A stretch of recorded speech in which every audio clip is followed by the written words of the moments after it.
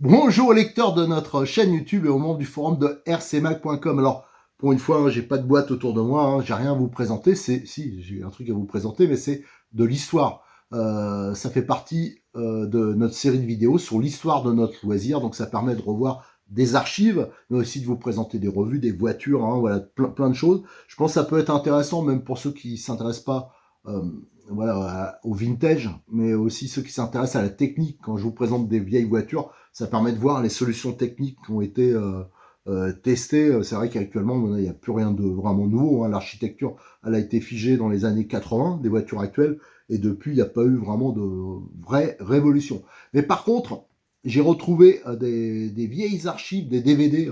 J'ai extrait les vidéos, et pendant longtemps, j'ai attendu de retrouver les vidéos initiales pour les retravailler.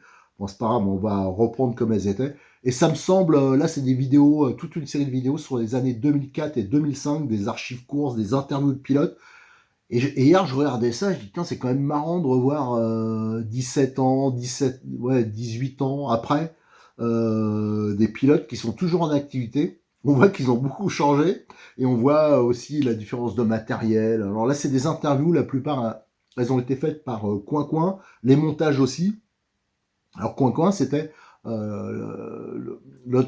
voilà, au début de RC Mag, c'est avec lui qu'on a monté RC Mag, et lui il est toujours d'ailleurs dans tout ce qui est production vidéo. Alors il faut bien remettre ça dans le contexte, c'est sûr qu'il y a 17-18 ans, tout ce qui était, on n'avait pas le même matériel vidéo, on n'avait pas les mêmes, même pour diffuser, on était obligé de compresser beaucoup plus les vidéos, c'est pas comme maintenant qu'on peut mettre Full HD, c'était pas un problème. Donc, bien sûr, la qualité, elle sera moindre, que ce soit au niveau vidéo ou au niveau son. Alors, je vais un peu le monter, ça risque de faire un peu des bruits bizarres, mais pour que ce soit un peu plus audible. Et donc là, je vais vous faire mettre des interviews de vieux pilotes, assez anciennes, de pilotes qui sont déjà en activité et qui ont pris un peu d'âge. Et donc là, vous allez voir beaucoup plus jeunes, avec quasiment 20 ans de moins. Et là, pour cette vidéo 50, sur l'histoire de la voiture RC, vous allez voir notre multiple champion de France et actuellement responsable de la catégorie TT 1/8 en brochaise, j'ai nommé Jérôme Sartel. C'est donc un des plus grands pilotes français qu'on a eu. Il est toujours en activité, il fait toujours les courses et il a pris des responsabilités. Je vous dis, c'est lui maintenant qui s'occupe du TT 1/8 brochaise. Voilà. Donc là, c'était sur un championnat de France élite à Loudun. Loudun qui a accueilli de très très nombreuses courses, des plus grands clubs français avec des super infrastructures, des bénévoles super sympas et super... Enfin voilà, moi je me rappelle des bouffes qu'on a fait à Loudun. Si on peut parler... Loudun, pour moi, c'est la buvette. La buvette, sûrement la meilleure de France, je pense. C'était extraordinaire. Et là, donc, on est dans le contexte.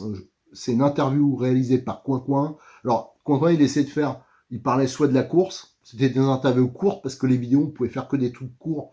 Si on voulait les diffuser, c'était compliqué de faire une vidéo longue. Alors à chaque fois, vous allez voir, peut-être que l'introduction sera toujours plus longue que la vidéo elle-même. Ou alors, c'était un sujet. Je crois qu'il parle d'amortisseur, j'en suis pas sûr. Mais vous allez voir, je vous mets tout de suite la vidéo. Alors pour ceux qui le connaissent, vous allez le voir un peu plus jeune, de Jérôme Sartel, donc lors de ce championnat de France élite à Loudun en 2005. Allez, on se regarde ça.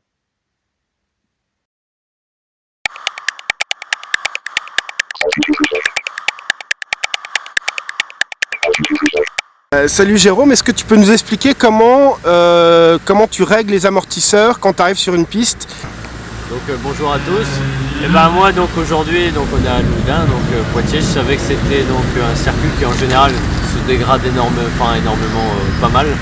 Donc j'étais venu avec déjà un réglage pour les bosses, pour l'entre-deux je dirais, sachant qu'au début ça allait être assez roulant et après venir dans les petites bosses, donc j'étais un entre-deux. Donc on est arrivé avec un réglage avec 4 pistons à trous, donc assez habituel pour moi. 4 pistons à 3 à 7 avec du ressort assez médium à l'avant et toujours assez soft à l'arrière. Donc aujourd'hui on a été très surpris puisque le circuit s'est beaucoup gommé, a pris du grip et s'est peu dégradé à ma foi, sauf dans quelques virages. Donc en fait on a très peu évolué, j'ai pas changé de ressort de la journée. On a juste un peu durci l'hydro derrière et l'hydro devant aussi. On a un peu fait un test sur 2 trous sur une qualif pour voir un peu comment ça se comportait. mais j'ai pas trouvé ça terrible. On avait des plus sur certains virages, des moins sur d'autres. Et autant autour c'était un peu plus difficile, donc on est revenu sur du 1 trou. Et je dirais que là, elle n'est pas complètement parfaite. On a, je pense, les inclinaisons qui sont pas parfaites, enfin surtout à l'arrière qui sont pas au top. Mais bon, on va essayer de peaufiner un peu ça pour demain et j'espère qu'on trouvera quelque chose de mieux. Bon, sinon, en général, donc moi je joue, quand c'est très bosselé, en fait, je joue beaucoup sur les amortisseurs arrière, très peu l'avant. L'arrière, en fait, je joue beaucoup sur l'inclinaison au niveau du triangle. Plus que sur l'huile, l'huile ça varie très peu, je roule 700, 600, 800, que ce soit du plat, du défoncé. Donc je joue que l'inclinaison. Et ensuite un peu les barres anti-roulées, parce que les barres anti-roulées dans les bosses, c'est ce qui nous fait, plus elles sont fines, plus on amortit. Donc bon, je joue beaucoup là-dessus. Et ensuite, je dirais que ça varie très peu, hein, du 2 trous, du 1 trou selon les pistes.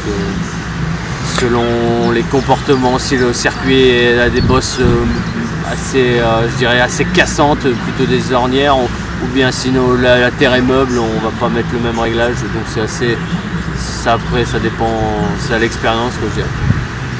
Ok, bah merci. Bah de rien et à bientôt.